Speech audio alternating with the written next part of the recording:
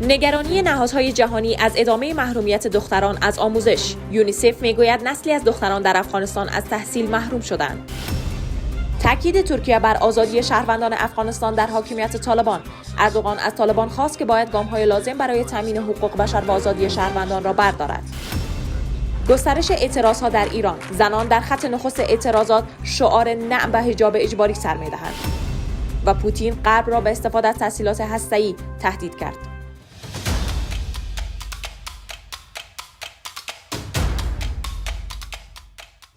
سلام و وقت بخیر. به خبرهای ساعت 10 با من سمیرا قاضی زاده از آماج نیوز خوش آمدید. در ادامه کارزار برای بازگشایی مکاتب دخترانه در افغانستان، صندوق حمایت از کودکان سازمان ملل یونیسف میگوید که باید تمام تلاش‌ها انجام شود تا هر دختری به صنف درس بازگردد. این نهاد امروز چهارشنبه 30 سنبله در توییتی نوشته است که نسلی از دختران در افغانستان از تحصیل محروم شدند. یونیسف نوشته است: ما نمیتوانیم از آنها دست بکشیم. تمام تلاش‌ها باید انجام شود تا هر دختری به صنف درس بازگردد. پس از روی کار آمدن طالبان، دختران بالاتر از صنف ششم نتوانستند به مکتب بروند. در بهار امسال قرار بود تمام مکاتب باز شوند، اما این گروه وعده شکنی کرد. در تحول تازه درباره معارف، ملا هیبت الله آخوندزاده، رهبر طالبان، مولوی حبیب الله آقا، رئیس پیشین شورای علمای ولایت قندهار را به جای مولوی نورالله منیر به حیث سرپرست وزارت معارف تعیین کرده است. نورالله منیر بر اساس حکم مولوی هیبت الله آخوندزاده به حیث رئیس ریاست عمومی دارالافتای مرکزی تعیین شده است. نورالله منیر در آخرین اظهارات خود گفته بود که مکاتب دخترانه در افغانستان به دلیل مشکلات فرهنگی تعطیلند و مردم در شرایط فعلی نمیخواهند دختران خود را به مکتب بفرستند. این اظهارات واکنش‌های منفی گسترده‌ای را در پی داشت. رئیس جمهور ترکیه در 77مین مجمع عمومی سازمان ملل با بیان اینکه افغانستان تقریباً 50 سال درگیر جنگ بوده، گفت طالبان باید گام‌های لازم را برای تامین حقوق بشر و آزادی شهروندان بردارد. رجب طیب اردوغان افزود: به تحولات مثبت در افغانستان خوشبین است و از مردم این کشور حمایت می‌کند. این اظهارات آقای اردوغان در حالی است که شمار زیادی از سیاسیون و مخالفان طالبان در ترکیه به سر میبرند، از جمله عبدالرشید دوستم که از اعضای کلیدی شورای عالی مقاومت ملی برای نجات افغانستان است. آقای دوستم که روابط نزدیکی با ترکیه دارد و در گذشته دیدارهای با رجب طیب اردوغان هم داشته، روز گذشته در نشست آنلاین با حضور احمد مسعود و شمار دیگر از مخالفان طالبان علیه این گروه اعلام جنگ کرد. در این نشست آنلاین که با مناسبت 11مین سالگرد ترور برهان‌الدین ربانی، سیاستمداری که توسط طالبان کشته شد، عبدالرشید دوستم بر وحدت نیروهای ضد طالبان و شکست این گروه تاکید کرد. با یاری خدا، با کمک ملت، با کمک شما دوستان، بار دیگر اینا را چپک میزنید و اینا را از هرات او طرف از کوتل سبزک این طرف از لوگر بالا ببینید چقدر ادنا اثر میشه. مقاومت کرد کشته میشه. اعتراضات به کشته شدن مهسا امینی از سوی ماموران گشت ارشاد در ایران اکنون به نقاط مختلف این کشور گسترش یافته است. زنان در این اعتراضها دوش مردان حضور پررنگ دارند.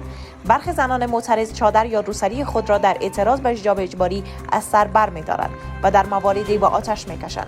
مهسا امینی، زن جوان 22 ساله کرد ایرانی، به دلیل پوشش مغایر معیارهای حکومت اسلامی ایران از سوی ماموران گشت ارشاد جمهوری اسلامی ایران بازداشت و سپس کشته شد. جمهوری اسلامی ادعا می‌کند که خانم امینی پیشینه بیماری داشته است، اما خانواده و نزدیکان او این ادعا را رد می‌کنند. مرگ مهسا امینی در بازداشت پلیس ایران بار دیگر اعتراضات و گشت ارشاد و حجاب اجباری در نقاط مختلف این کشور را جرقه زد. ویدیوهایی که در شبکه‌های اجتماعی نشر شده است، زنان در شهرهای مختلف ایران را نشان می‌دهد که چادر خود را از سر برداشته و دوش مردان علیه جمهوری اسلامی و سختگیری‌هایش شعار می‌دهند. کشته شدن مهسا امینی و اعتراضات به این حادثه از مرزهای ایران فراتر رفته و بسیاری از مردم عادی و سیاستمداران در کشورهای مختلف با خانواده خانم امینی ابراز همدردی کرده و همبستگی خود با زنان و مردان معترض ایرانی را بیان کردند. امانوئل مکرون، رئیس جمهور فرانسه که در حاشیه مجمع عمومی ملل متحد با آقای رئیسی دیدار کرده است، پس از این دیدار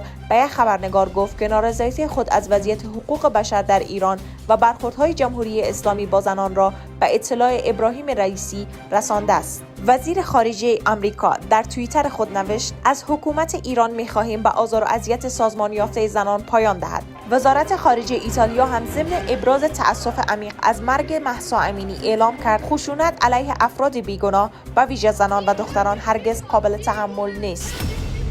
رئیس جمهور روسیه روز چهارشنبه در یک سخنرانی تلویزیونی کشورهای غربی را به باش‌های هسته‌ای متهم کرد و گفت که آماده است به هر وسیله از روسیه دفاع کند. ولادیمیر پوتین در یک سخنرانی بار دیگر هشدار داد که سلاح‌های زیادی برای پاسخ دادن در اختیار دارد. آقای پوتین همچنین ادعا کرد که سلاح‌های هسته‌ای روسیه دارای اجزای مدرن‌تری نسبت به تسلیحات ناتو است. با گزارش اسکای نیوز، رئیس جمهور روسیه در سخنرانی چهارشنبه 30 سنبله به ادعای بمباران نیروگاه اتمی زاپوروژیای اوکراین اشاره کرد و گفت که برخی از نمایندگان کشورهای ناتو احتمال استفاده از تسلیحات هسته‌ای علیه روسیه را مطرح کردند. او گفت که اگر تهدیدی برای تمامیت ارضی کشور ما و برای حفاظت از مردم ما وجود داشته باشد، ما مطمئناً از همه ابزارهای موجود استفاده خواهیم کرد و من بلوف نمیزنم. جیلیان کیگان، وزیر امور خارجه بریتانیا، به اسکای نیوز گفت که تهدید هسته‌ای آقای پوتین چیزی است که باید خیلی جدی گرفته شود. او تهدیدات هسته‌ای از سوی پوتین را یک وخامت آشکار توصیف کرد. آقای پوتین همچنین دستور بسیج فوری و فراخوان ذخایر نظامی برای جنگ اوکراین را صادر کرده که به گفته او 300,000 سرباز است. رئیس جمهور روسیه همچنین رفراندوم در 4 منطقه اوکراین تحت اشغال روسیه را تایید کرد. مقامات وابسته به روسیه در مناطق اشغالی اوکراین از جمله بخش‌های لوهانسک، دونتسک، خرسون و زاپوروژیا روز سه‌شنبه 29 سنبله اعلام کردند که همه‌پرسی برای الحاق این مناطق به خاک روسیه از روز جمعه این هفته تا سه‌شنبه هفته آینده برگزار می شود. این مناطق روی هم حدود 15% از خاک اوکراین را تشکیل می دهند. دیمیترو کلبا، وزیر امور خارجه اوکراین، این طرح‌ها را رد کرده و گفته است روس‌ها می توانند هر کاری که بخواهند انجام دهند. این چیزی را تغییر نخواهد داد. وزارت دفاع بریتانیا نیز گفته است که این همه‌پرسی احتمالاً به دلیل ترس از حمله قریب الوقوع اوکراین و انتظار امنیت بیشتر پس از تبدیل شدن رسمی به روسیه انجام شده است. رئیس جمهور پوتین در سخنرانی روز چهارشنبه خود بار دیگر نیروهای اوکراینی را نئونازی خواند و آنها را به انجام اقدامات تروریستی متهم کرد.